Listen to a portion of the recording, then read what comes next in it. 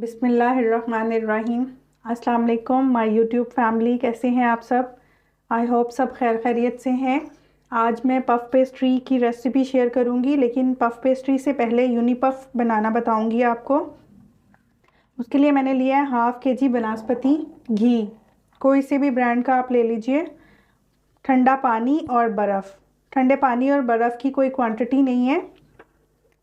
घी को पहले मेल्ट कर लेंगे।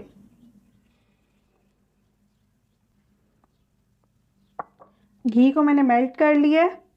इसको बाउल में बर्फ़ को डालेंगे। पहले इसमें ठंडा पानी ऐड करेंगे। थोड़ा अच्छे से ठंडा होना चाहिए पानी को।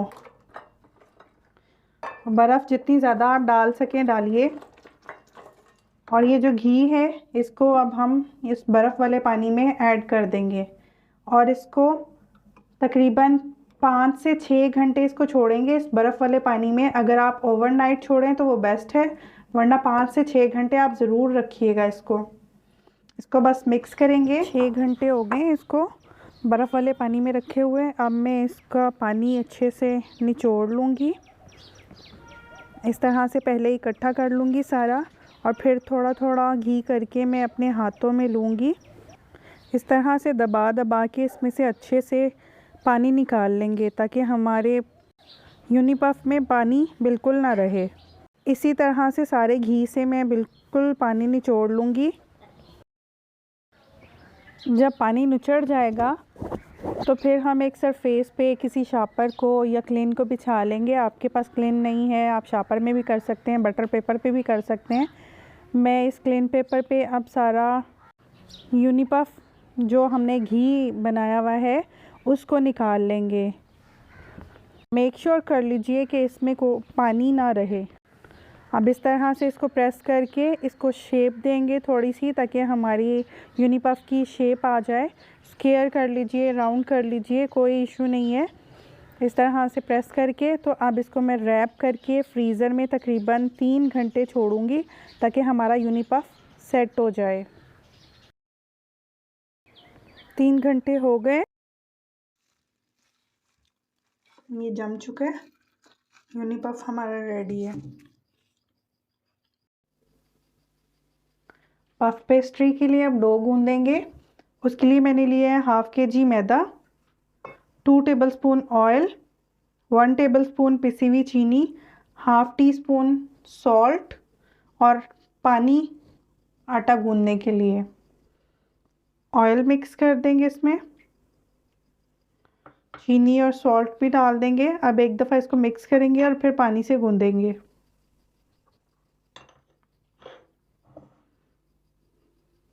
बिस्मिल्लाहिर्रहमानिर्रहीम।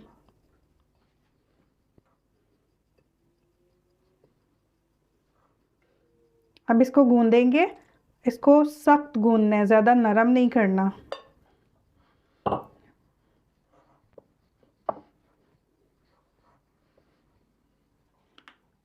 अब इसको हम अपने काउंटर पे निकालेंगे और अच्छे से नीट करेंगे।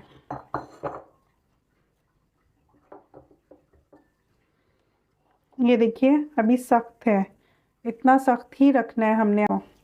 ज़्यादा पानी नहीं डालना। इस तरह से स्ट्रेच करके गूंदेंगे ताकि इसमें थोड़ी सी लचक आ जाए, स्ट्रेचनेस आ जाएगी।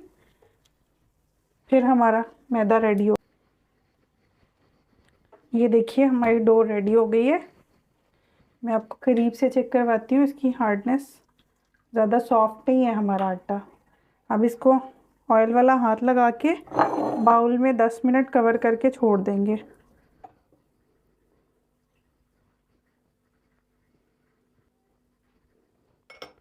इसको ऑयल लगाएंगे सारे पे, ताकि आटा हमारा ड्राई नहीं हो। अब इसको किसी कपड़े से या शापर से कवर करके 10 मिनट छोड़ देंगे। 15 मिनट हो गए आटे को। अब हम इसको बेलेंगे।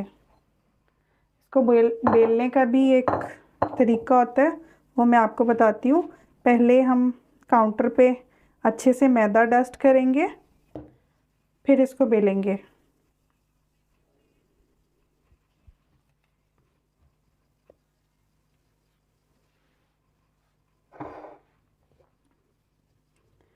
इसको इस तरह से करेंगे एक साइड से, अब दूसरी साइड से। ये सेंटर से स्लोप टाइप होना चाहिए जिसके ऊपर हम अपने यूनिपफ को रखेंगे।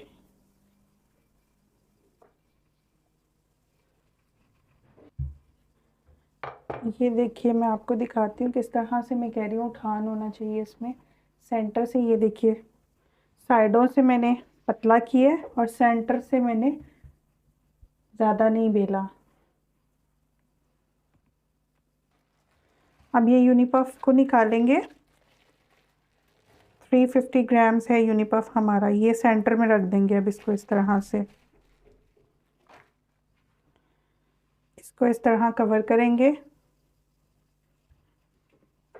इसको इस तरह से।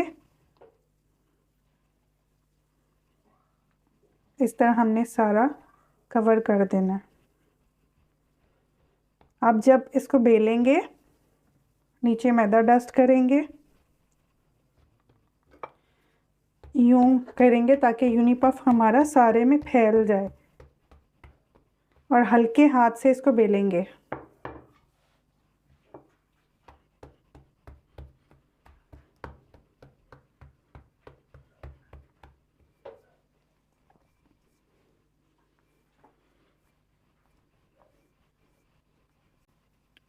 इसको अगर ज़्यादा ज़ोर से प्रेस करके बेलेंगे तो हमारा जो यूनिपफ है वो बाहर आ जाएगा, इसलिए इसको हल्के हाथ से बेलते जाएंगे। अगर आपके साथ इस तरह से हो, ये देखिए जैसे मेरा ये यूनिपफ बाहर निकल रहा है, तो इसको थोड़ी देर हम ढाँप के फ्रिज में रख देंगे।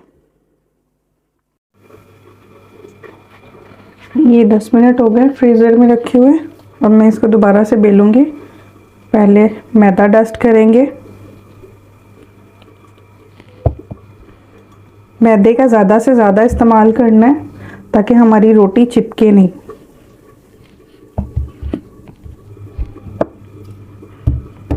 इस तरह से इसको थोड़ा करेंगे ताकि हमारा जो यूनिपफ है वो पूरी रोटी में इक्वल फैले।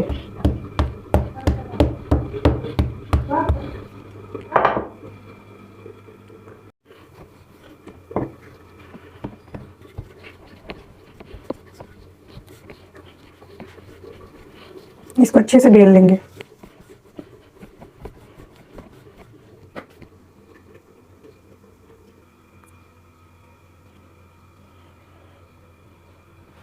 साइड चेंज करेंगे, दोबारा से डस्ट करेंगे मैदा।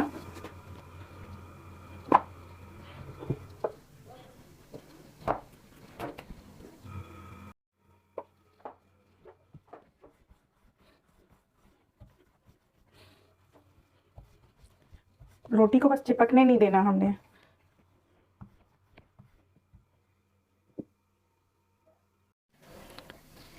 इसकी फोल्डिंग करेंगे। अब इसको यूं प्रेस कर लेंगे, दूसरी साइड भी इस तरह से ऊपर रखेंगे और ये इक्वल करके यूं सेंटर में रखेंगे। फिर इसकी फोल्डिंग करेंगे। इस तरह से फोल्ड करके इसको मैं 10 से 15 मिनट दोबारा फ्रिज में रखूंगी। अब इसको ढाँक के दोबारा फ्रिज में रखने लगी हूँ मैं। मैदा डस्ट करेंगे।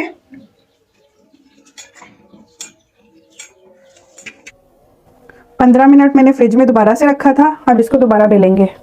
अगर आपको मेरी वीडियोस पसंद आए तो प्लीज़ लाइक कीजिए, चैनल को सब्सक्राइब कीजिए। मैं इसी तरह से नई नई चीज़ें आपसे शेयर करती रहूँ।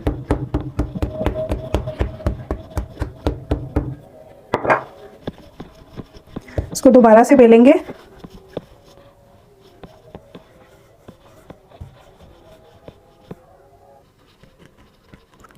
अब इसकी साइड चेंज करेंगे और दूसरी साइड से भी इसको बेलेंगे। अब इसकी फोल्डिंग करेंगे उसी तरह जैसे पहले की थी। इस तरह प्रेस करके करेंगे। सेव कर सकते हैं आप, इससे पैटीज़ बनाइए, क्रीम रोल्स बनाइए, सैंडविचेस बनाइए, जो आप बनाना चाहें बना सकते हैं। हमारा पफ पेस्ट्री रेडी है। अगर आप इसको सेव करना चाहते हैं, आप इसको फ्रीज़र में रख लीजिए, महीना 2 महीना आपका ये ख़राब नहीं होगा। जब यूज़ करना है तो आप घंटा 2 घंटा पहले निकाल लीजिए।